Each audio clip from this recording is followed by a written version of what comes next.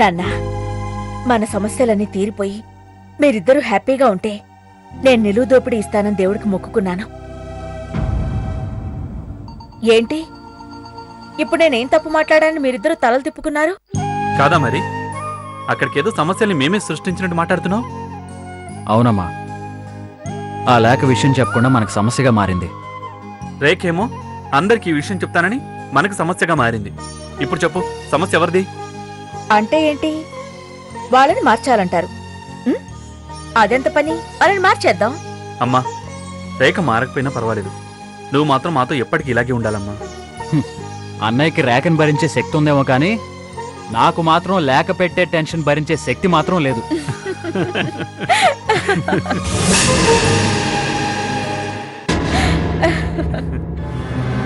నవ్వండి, నవ్వండి. అంత గొడవ చేసి కూడా ఎంత హ్యాపీగా ఉన్నారే. ఏదో నాకు అవకాశం తప్పిందని తెగ ఆనందపడిపోతున్నారేమో. ఇది కాకపోతే మరో అవకాశం నాకు నడుచుకుంటూ వస్తుంది.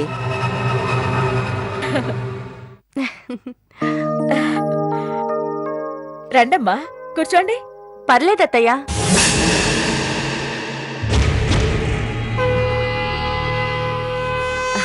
మీ ఇంటికి చుట్టాలొచ్చారమ్మా.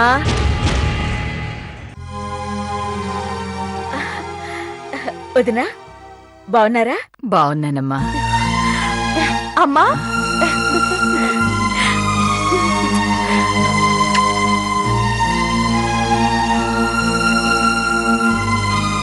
ఇదేంటి అవకాశం నడుచుకుంటూ వస్తుందనుకుంటే ఇలా వీల్ చైర్లో వచ్చింది.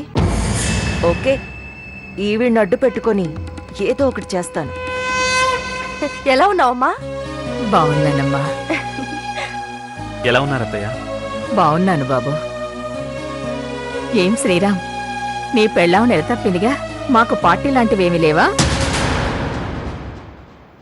అదేం లేదు అత్తయ్య, ఇస్తాను. గ్రాండ్ పార్టీ ఇస్తాను. మీరు వచ్చారు కదా. నువ్వు కాదు, నేనే గ్రాండ్గా పార్టీ ఇస్తాను. రే శ్రీను, అమ్మా, వెళ్ళి అవన్నీ పట్రాపు. అలాగే అమ్మా. ఇదేనా రావడం? అవును వదినా. మీ ఆరోగ్యం ఎలా ఉంది? బాగానే ఉంది వదినా. ఏంటి వదినా ఇవన్నీ?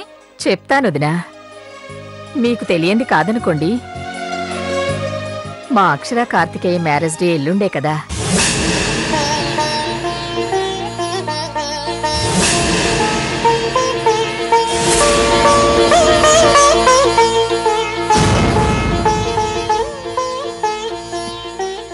నేనే స్వయంగా చెప్దామని వచ్చాను. ఈ పళ్ళు అవన్నీ కూడా అందుకే తీసుకొచ్చాను. ఏం రేఖ, బావున్నావా? ఏంటి వచ్చి ఇంతసేపైనా ఒక్క మాట కూడా మాట్లాడకుండా ఉన్నావు? ఎప్పుడూ లొడలొడ వాగేదానివి. అదేం లేదమ్మా. సర్లే, ఇవన్నీ జాగ్రత్తగా లోపల పెట్టించు. మీ అమ్మగారిని పెళ్లి రోజునాడు నువ్వే దగ్గరుండి అలంకరించాలి, సరేనా? ఊరికే వద్దులే, నీకు మంచి చీర పెడతాలే. సరేనమ్మా. ఇదిగో శ్రీరామ్, ఆ రోజు నీకు లేఖకి ఏం కావాలో అడగండి, అస్సలు మొహమాట పడద్దు, సరేనా? తర్వాత మాట్లాడుకోవచ్చు. మీరు రండి వదినా, ఫ్రెష్ అవుదురు గాని. ఓకే ఓకే ఓకే, అదా సంగతి. లేదు, అంత లేదులే బాస్. నేను కలుస్తాగా, అప్పుడు మాట్లాడదాం కరీం భాయ్. Okay boss. పాప బాగుంది కదా? నిజమా? ఏ స్కూల్లో జాయిన్ చేశావు? అరే, ఒక మాట నాతో చెప్పొచ్చు కదా, స్కూల్కి ఫోన్ చేసి చెప్పేవాడిని. గుడ్ ఈవినింగ్ భయ్యా, ఎలా ఉన్నారు? అక్షరానా, బాగున్నావమ్మా?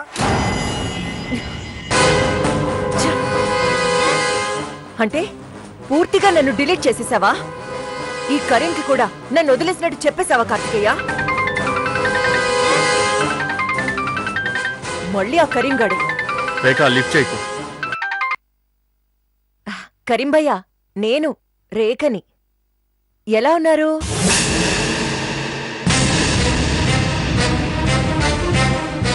అందుకే ఫోన్ లిఫ్ట్ చేయొద్దన్నా.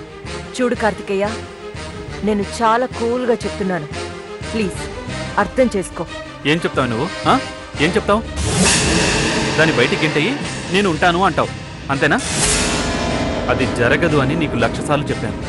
ఉంటే పని మనిషిగా ఉండు, లేదంటే నీ దారి నువ్వు చూసుకొని కూడా చెప్పాను. నీకు బుర్రకెక్కదా? కార్తికేయ, కార్తికేయ, కార్తికేయ, ప్లీజ్ నన్ను రెచ్చగొట్టుకో. ఏంటే అసలు నీ గురించి నువ్వు ఏమనుకుంటున్నావే? రేయ్,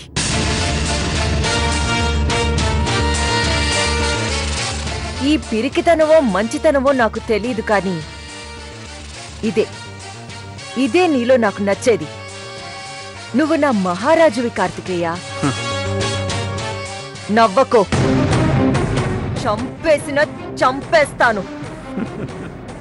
నవ్వద్దు. ఏంటే తెగ రెచ్చిపోతున్నావు? నువ్వు చంపడం కాదే, నేనే నిన్ను చంపుతాను. నిన్ను చూస్తుంటే చీమ గుర్తుకొస్తుంది కార్తికేయ. ఆ చీమ నేను కుడితే చావాలి అని శివుణ్ణి వరమడిగిందంట. ఇచ్చాడు, కాని ఏం లాభం? అది కుట్టకముందే మన చేతిలో చచ్చూరుకుంటుంది. అలాగే నువ్వు నా మీద చెయ్యెత్తి చంపే లోపే నా చేతిలో చచ్చూరుకుంటావు.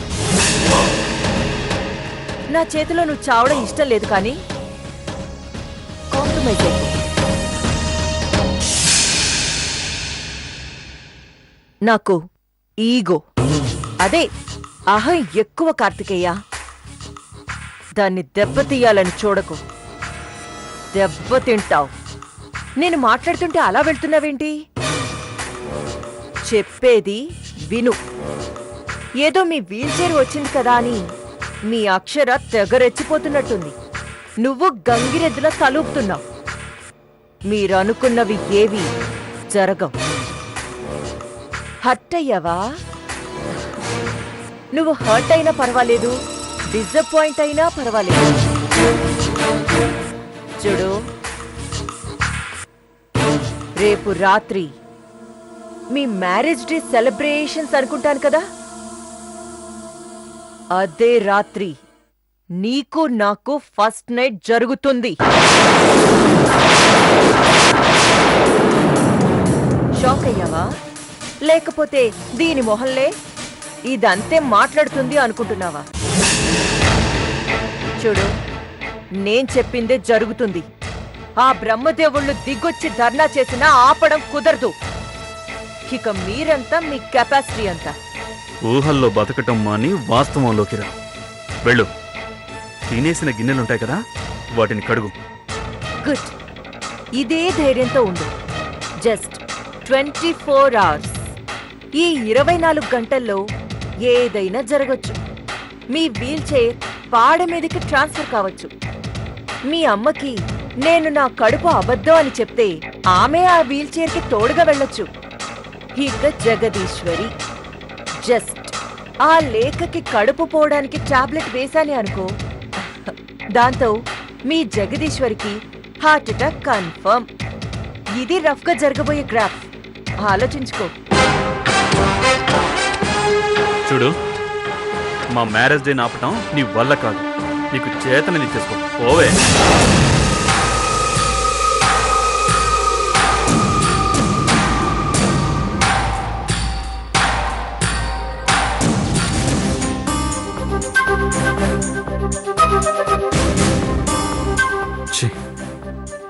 దీని పీడ ఎలా వదిలించుకోవాలో అర్థం కావట్లేదు. అస్సలు మనశ్శాంతి లేకుండా చేస్తోంది. పోనీ ఏం చేస్తుందిలే అని లైట్ తీసుకుందామంటే ఇది ఏమైనా చేయగలదు. అలాని గట్టిగా అరుద్దామంటే అక్షరకి విషయం తెలిసి ఇంకా తలనొప్పి ఎక్కువ అవుతుందే గానీ తగ్గదు. ఛా!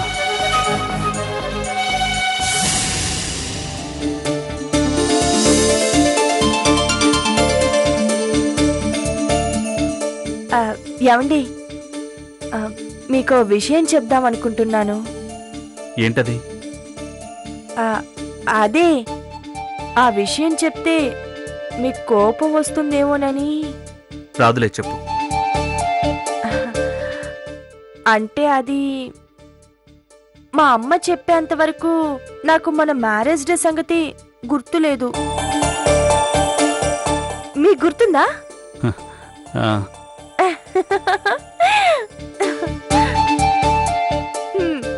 ఇద్దరమే మతి మరుపు ప్రొఫెసర్లం.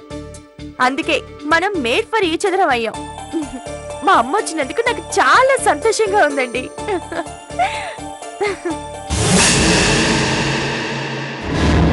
ఏంటండి అలా ఉన్నారు? ఆ? ఏం లేదు అక్షర. అసలు విషయం చెప్పడం మర్చిపోయాను కదూ.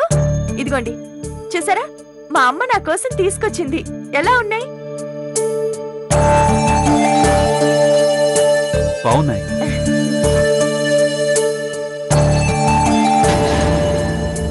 ఏంటండి అలా ఉన్నారు? ఏమైంది? ఒంట్లో బాలేదా? బానే ఉంది అక్షర. ఓహో, అర్థమైంది. అత్తయ్య గారు అన్నీ ఆవిడ కూతురికే తీసుకొచ్చుకున్నారు, నాకేం తేలేదా అనుకుంటున్నారు కదా. మా అమ్మ అలాంటిదేం కాదులేండి. ఇదిగో మీకోసం మా అమ్మ చైను బ్రేస్లెట్ చేయించింది. ఎలా ఉంది? బాగుంది. మీరు రేపు పార్టీలో ఇవే వేసుకోవాలి, సరేనా? ఉమ్.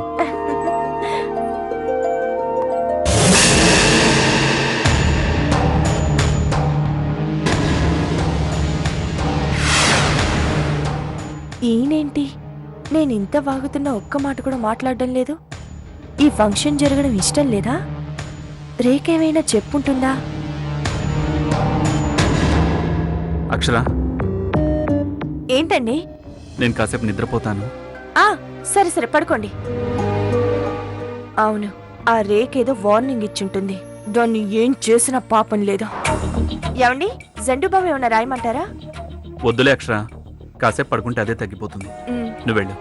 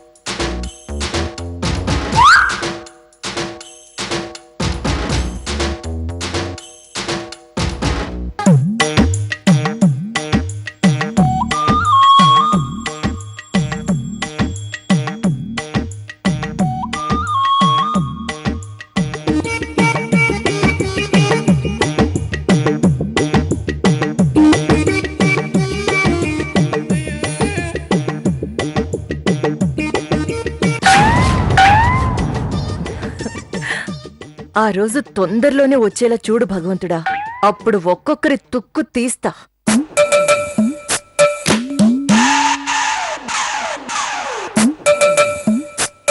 ఏంటి? ఏం కావాలి? జీతం కావాలా?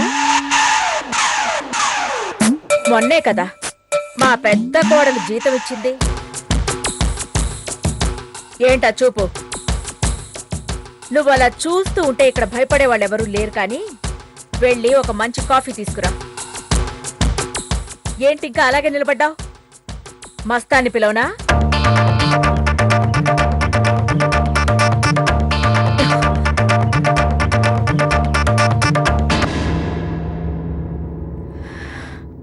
రాజేశ్వరి అక్క ఉన్నంతకాలం దీని పొగరనచడం కష్టం. ఒక్కరోజు అక్క లేకపోతే దీన్ని మెడ పట్టుకుని బయటికి గెంటించవచ్చు.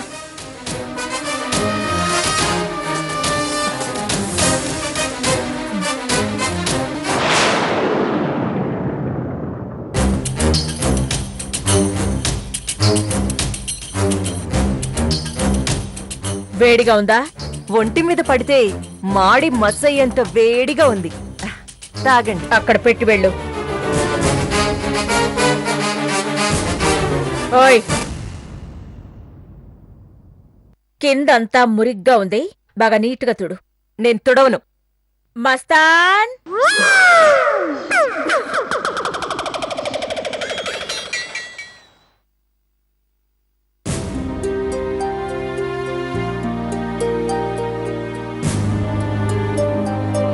ఏంటమ్మా అలా ఉన్నా? చెప్పక్షరా. మీ అబ్బాయి ఏంటో డల్గా ఉన్నారత్తయ్య. వెళ్ళక్కడ చూడు.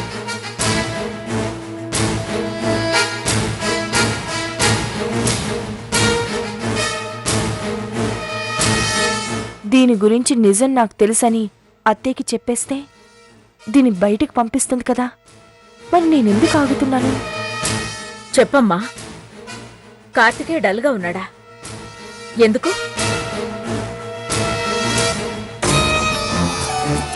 డల్లుగా ఉండక ఇంకెలా ఉంటాడు?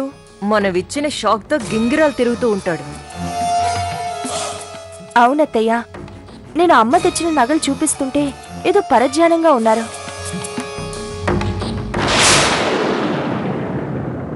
పరధ్యానం కాదే, నా ధ్యానం. ఎందుకత్తయ్య ఆయన అలా ఉన్నారు? ఆయనకిష్టం లేదా? చెప్తాను. దీనికంతటికి ఇదే కారణం అయి ఉంటుంది.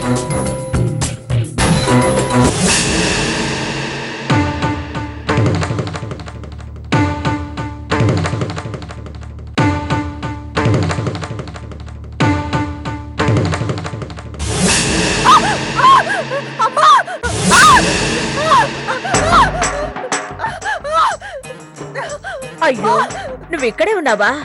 చూసుకోలేదు, చెయ్యి జారిపోయింది.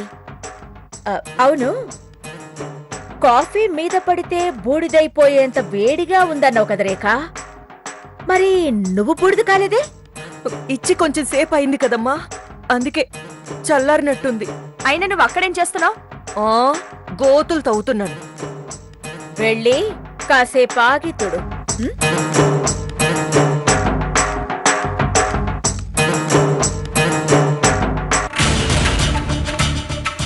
ఈ జగదీశ్వరికి అదేం చెప్తుందో విందామంటే కుదిరి చావుల. ఈవిడికి వెనక్కి కూడా కళ్ళున్నట్టున్నాయి. ఇక్కడి నుంచి వింటాను. ఆయనకి ఫంక్షన్ చేయడం ఇష్టం లేదనుకుంటారు అత్తయ్య. చచ్చా, ఈ ఫంక్షన్ చేయడం కార్తికేయకి చాలా ఇష్టం. కాకపోతే ఏదో తలనొప్పొచ్చి పడుకుని ఉంటాడు. ఈ ఫంక్షన్ బ్రహ్మరుద్రాదులు దిగి వచ్చి ధర్నా చేసినా కూడా ఆగదు.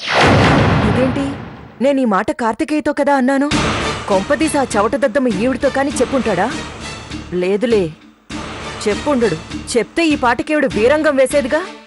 ఏదో మాట కలిసిందంతే. అంతేనంటారా అత్తయ్య? తప్పకుండా అంతే. నువ్వేం టెన్షన్ పెట్టుకోకుండా వెళ్ళి చక్కగా అమ్మ కబుర్లు చెప్పు. చూస్తా. ఏదో పెద్ద నీ కోడలికి అభయం ఇచ్చావుగా, ఎలా జరుపుతావో నేను చూస్తాను జగదీశ్వరి.